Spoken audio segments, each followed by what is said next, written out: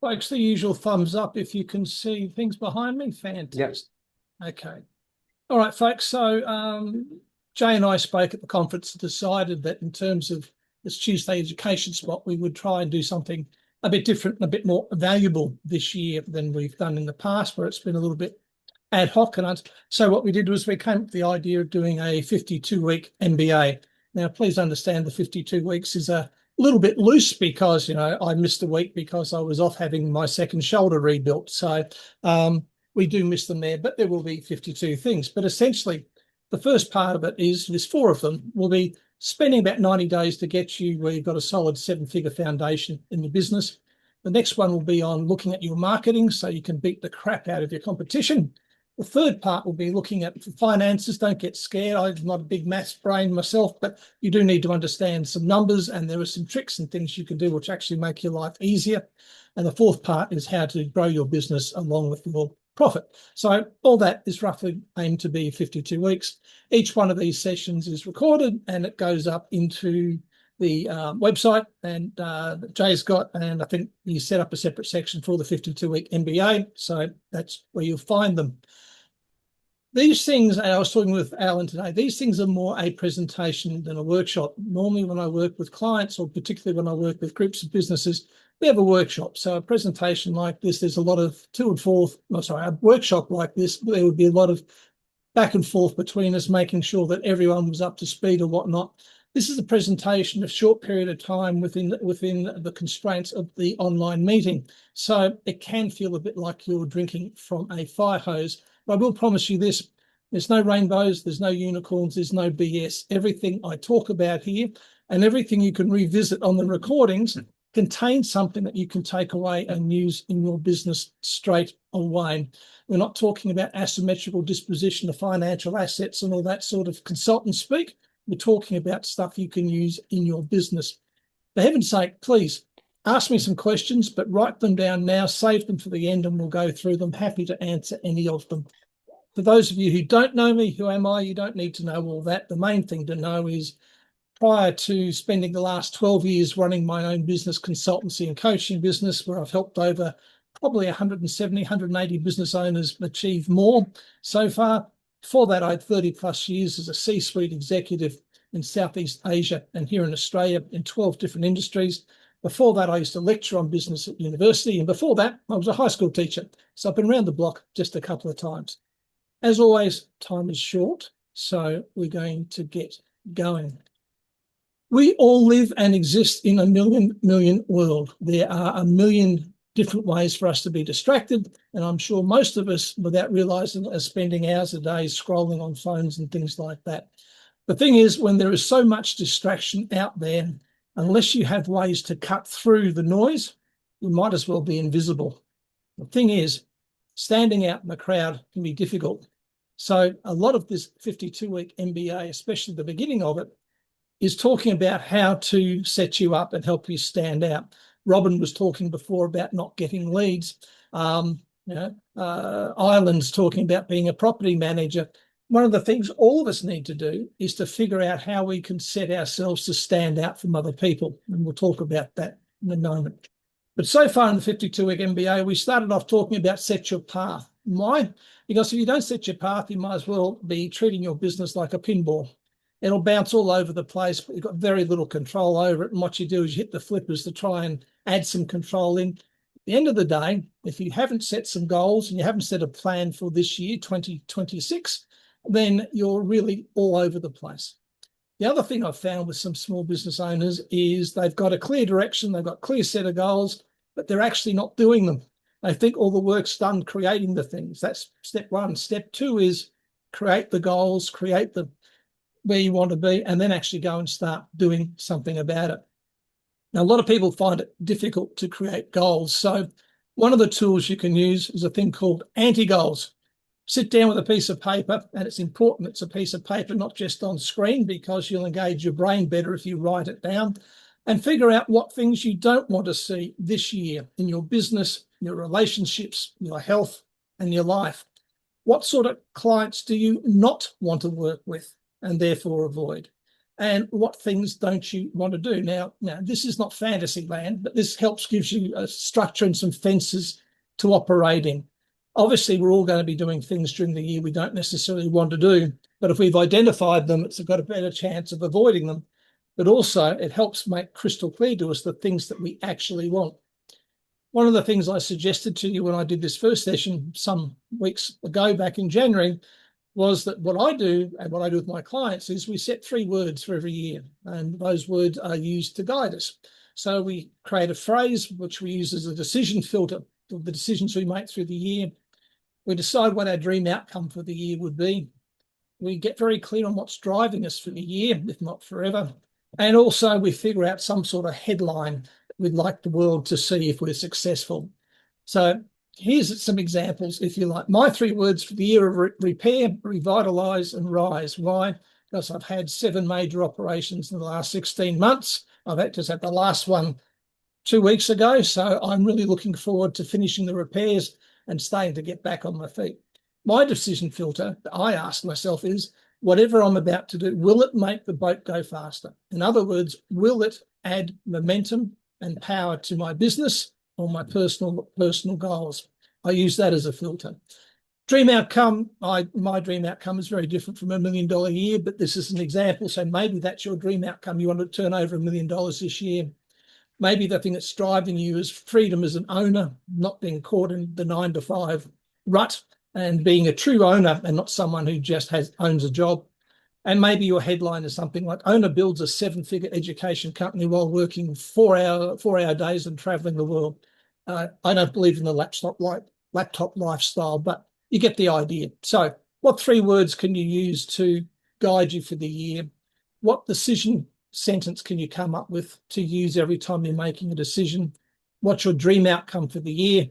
What's driving you? And if you had to see a headline in a newspaper about your success in December, what would you do? Making goals work. Well, the easy way to make goals work is to break your year up into 4 quarters and have each of those 4 quarters serving some form of goal. I suggest the 3 big goals any business owner should be looking at this year is a business growth goal, a time at work goal, and a health goal. If you don't have your health, everything else becomes damn difficult, but you can't focus just on it. But they're the 3 things that will probably have the greatest positive effect on your life in the next 12 months. So you should write down your focus. Each quarter, you should pick a focus. Now, these are just examples, but quarter 1 might be setting up your year properly. Quarter 2 might be marketing the hell out of your product and services. Quarter 3 might be adding resources so that you can grow. And quarter 4 is wrapping up, making sure your momentum continues and setting up for the next year. Again, set a theme for your quarters. They may be different for all of you, but you should think about it. Then your quarters, you break them up into months. So what's your focus going to be each month? So the first month of a quarter, like for instance, in January, my first month, a lot of time was spent planning. That was my focus for the month. Month 2 is focused on setting up some marketing things, and month 3 is going to be execution. It's really important that each month, which is a 4-week period, you have a specific goal to focus on that you try and achieve something in. And of course, once you know that specific goal for a month, then you break it down into 4 weeks. So each week you make sure you're doing something to carry you closer towards that goal. And you could do that for every week to week 52. So an example may be, and again, these are examples, don't take what I'm doing or necessarily doing with clients, but week 1 is product and service review. Week 2 is a marketing audit and a change plan. Week 3 is a sales plan and planning out the next 3 weeks. So there's overlap. Week 4 is the sales plan and planning forward. You do this every week 12 in a quarter. So again, annual goals, break them down into quarters. Each quarter should have a major goal, and then break those major goals down into a monthly goal and break them into weeks. Now, some of you, you'll hear me say product. When I say product, I mean service as well, because any service you provide is also a product. If Ireland's doing an in and out check on a property for a landlord and all that sort of stuff, that is a service, but it's also a product. And the way she does that will enable her to perhaps differentiate herself from the other property managers that are doing a similar thing. So really, whatever it is, your business at the end of the day is about identifying a problem or problems or pain points and providing a solution to your clients.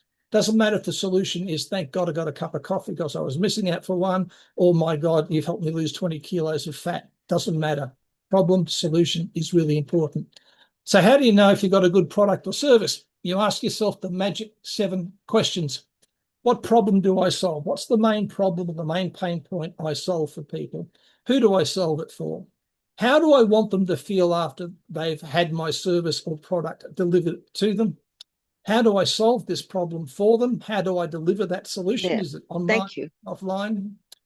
And how much do I charge? And how often do I charge? Is it a once-er? Is it something I charge on a monthly fee or whatever? They're the magic 7 questions you should ask yourself for your product, your service, and your business. If you don't have clarity and if you're unable to answer each of those very, very simply and effectively, you're really struggling in your business. Now, you might help people write their book or get fit or fix their fence or create wealth or become stronger or travel the world, deal with grief, improve their cybersecurity, change their career, upgrade their finances, have adventures, leave poverty behind them, find happiness. Whatever it is, you are going to be informing people with some form of transformation. Hell, if you sell a dinner set, you're still giving people some form of transformation. They've got a better looking table to eat at, right? So think about that in your business. If you're going to help people, think about the before they work with you and the after. And when you're marketing, you should be speaking to the result that they get. You should be speaking to how they'll feel after they've experienced working with you, purchasing your service, or owning your product.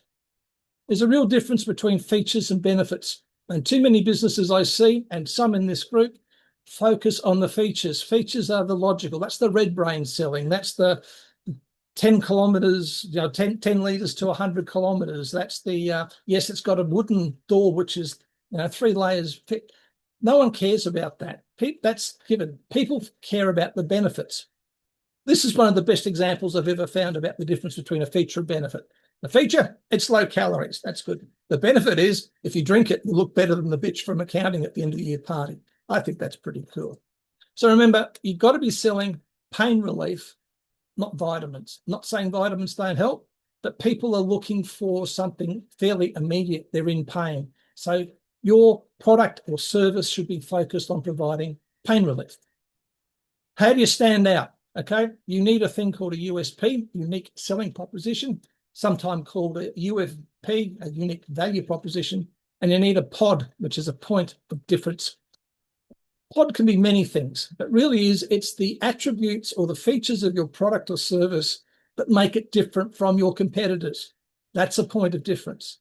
Right? And if you don't have one, if you're just the same as everyone else, you are competing with everyone else, and I can guarantee you're probably only competing on price, and that's a race to the bottom and bankruptcy.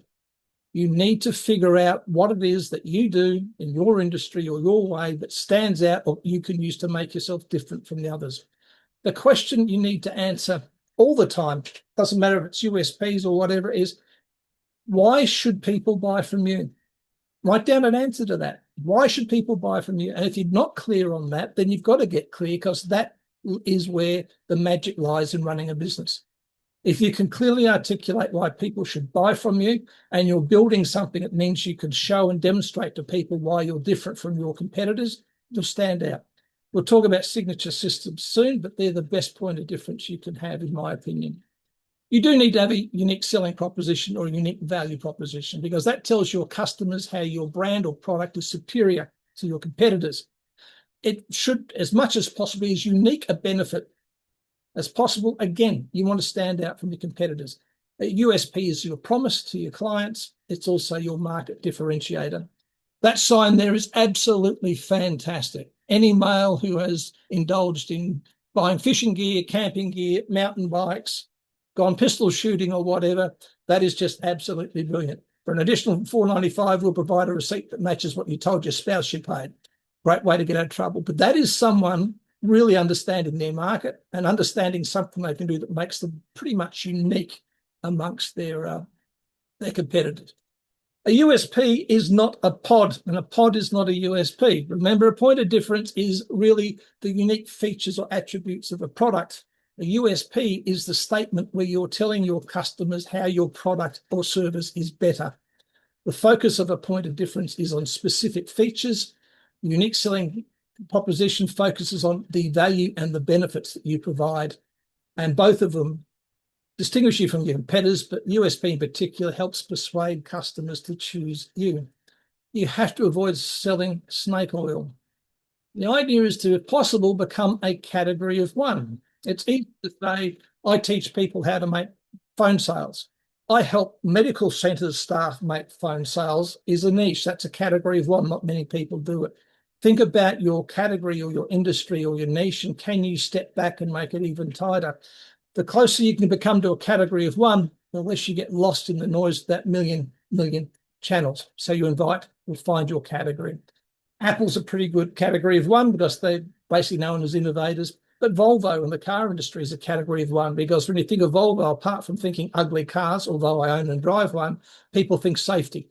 So they own safety, which is their USP.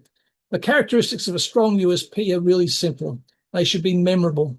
It should be short, memorable, and it should be a statement that encapsulates your company's identity. Again, Everett Vacuums have got a fantastic USP. They put it everywhere, right? Everything we sell sucks. For a vacuum cleaner company, that's terrific. A USP should also be concise. Again, I use them as an example because it's short, it's sharp, and it's memorable. That's everything it should be.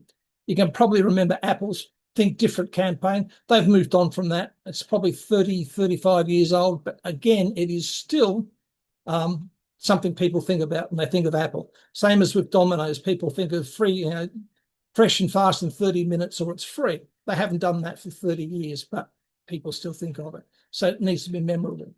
It should be a customer-focused promise. So I just said the hot pizza at your front door in 30 minutes or less. You need to understand your customers' pain points and how your business addresses them so you can extract your USP and your point of difference. As much as I hate using the word authentic because it's been done to death, maybe replace it with honest. Whatever you say in your USP has to be honest to your business. It has to be something you do. You can't just say we're better than everyone else. You have to provide some proof. But you also shouldn't outright lie. You shouldn't adopt something or say something that's not true. There's a number of businesses that do that and they always get caught out. And the other thing is, as you probably found out as a human being or you were told as your parents, right, it's really hard to maintain a lie. It's much easier to maintain the truth. So for heaven's sake, make sure your USP is honest. What makes a USP fail? Well, they're too wordy, they're not true, they're mistaken, you think you're better and you're not, they're just plain wrong. Anyone can use it or it's only a headline. I love people who try and get by and say bakeries that say fresh bread. Well, why the heck would you go to a bakery if they didn't make fresh bread? But a lot of bakeries, you see, that's one of their big signs out the front, fresh bread. Yeah, not much of a differentiator there. So why is a USP or pod important? Because it differentiates you from your competitors. It helps you attract customers, particularly if you niche down properly. Creates brand loyalty because if you deliver on your promise, people are more likely to buy from you and tell others. And it improves your pricing power. You can charge a premium if you're a category of one. How do you make one? Well, again, you've got to answer this question. Why should people buy from you? And then when you're crafting one, we'll think about how can I come up with something that's memorable? How can I come up with something that focuses on benefits, not features? How can I be honest? And then I refine it and I test it. To me, one of the things that you can do, which actually encapsulates and gives you points of difference in USPs at your fingertips and makes it so much easier to market, is create one of these. A signature system gives you sustainable points of difference. It's a great basis for all your marketing. It gives your clients a visual roadmap they can follow so they know what they're getting. It establishes you as a category of one, no matter how crowded your marketplace is. And quite frankly, they make your life so much easier. If you've got a signature system, you can extract any one of, say, in mine, it's 9 steps. You can pull one of the 9 steps out and you can create a lead magnet about that particular step. You can create a video sales letter about it. You can run a workshop or a webinar on that one particular step. You can create blog posts about that one particular step. And like I said, the system I use is based on Aaron Fletcher's. There's 9 of those. So out of 9 different steps in the system I use with people, I've got 9 times lead magnets, 9 times video sales letters, 9 times blogs, blah, blah, blah. It goes on. It's the easiest way to get your marketing tied up. It enables you to have a graphic visual representation you can include everywhere, on brochures, in presentations, on emails to people, but let them know what you do. It's a great way to give people a clear path to follow. I mentioned Aaron Fletcher. I'm back doing stuff with Aaron at the moment. By the way, never trust a coach who doesn't have a coach. I've got 3. Aaron Fletcher's method starts like this. You start at point A and you work through the 3 steps in that section, which is foundation. Then you move to the next 3 steps, which is the funnel creation for him. And then you go to floodgates, which is where the business comes in, and you end up at B. Absolutely fantastic. Best thing I know. And you could take, say, the publishing powerhouse step, and that's where you can create your webinar, your workshop, your video sales letter, your lead magnet and blog posts, etc., just from that. Excellent system. Tacky Moore uses this thing. It's called the Genius Model, but it was created by a gentleman called Simon Bowen in WA, and Simon gets paid tens, if not hundreds of thousands of dollars by everyone from Coca-Cola to NASA to come in and help them create visual representation of their ideas. But for Tacky's known as the $1 Million Coach, and he's certainly that and more. I'm working with him again at the moment. He does 3 things for people. He helps you attract clients, he helps you convert them into paying clients, and then he looks after you delivering. So they're the 3 big things, but then you can see around the outside. For attracting, he helps you build your audience, lead magnets, or lead markets, and helps you to generate demand. And when you've got the clients coming in, he helps you craft your offer to attract them, streamline your sales process, and then drive campaigns to drive people through it. Again, anyone who wants to be a coach who's thinking about it, you get to see this, and one of his people will run you through this. He's got workshops running for each one of the 9 things on the outside, and he's got some larger ones going there. Thing is, his workshops are paid, and he gets on average 365 people to a workshop. You've all paid $100 US each to attend. So he's been doing this for 18 years, so he's good. My point is, you can have a very simple model like this, which is the one I prefer. You can have another representation like this, or you can use one like this. Andrew Griffiths, who's Australia's best and most prolific business author and a good friend of mine, this is his thing. And if you go to Andrew's website, Andrew Griffiths' website, you'll find it's all done in the blue and the whites and the black. They're his colors, they're his style logos, so it graphically matches. So everything you see from Andrew ties back in graphically, which is good. But his is just a simple follow the bouncing ball across. And this is for his speaker course. Again, if someone wants this, I'm happy to dig out a copy of the template of the Fletcher style one and send it to you. Things to be careful of with the signature system, though, is it has to be logical. It's got to be easy to visualize. It's got to have clearly step 1 to step 2 to step 3 has to show a clear progression. There has to be an outcome. People have to go from being unhappy to happy, from being in pain to be out of pain. It should look deceptively simple. All right, wrap up. We're nearly finished. Thank you for your attention and your time. Here's what you should do. You should get a 12-month plan in place if you haven't got one already. Break it up into quarters. Give each month a theme. Break each month down into 4 weekly steps or even days that help you progress towards achieving that weekly and then quarterly goals, right? Know what it is that you sell. Understand that the transformation, the result, or the feeling you want your people to have. And in your marketing and when you're talking to people, focus on the benefits, not the features. People buy emotionally and they justify logically. Features feed the logical part of our brains. Benefits is the emotional part, which is where sales come from. Try and figure out if you can create a category of one. Robin's smart. You can create a category of one despite there being 4,632 million buyers agents around. You can create a category of one with your particular focus on divorcees, all right? Develop a unique selling proposition, infuse it into all your marketing and everything you do, and understand points of difference. And lastly, create your signature system. It's an asset container. There's so much marketing there, and it's your best point of difference. Your turn is quite simply, you'll probably catch up with the replay of this, but apply what you've got. Don't just sit there and hear me talk today and stick your head in the sand and keep doing the same thing you've always done. Right? If you'd like a hand, help is available. book a chat with me. I'll spend half an hour with you. I'll talk to you on your business. A couple of people on here have done it with me already. It's not a sales call. I'm not going to try and convince you need to hire me and all that sort of stuff. I'll simply try and help you. Of course, if I help you well enough, maybe you will want to work with me, but that's the next stage in the process. So, folks, that's it. That's where we're up to so far in the 52-week MBA. If you've got any questions, please, now's the time to ask them. Okay.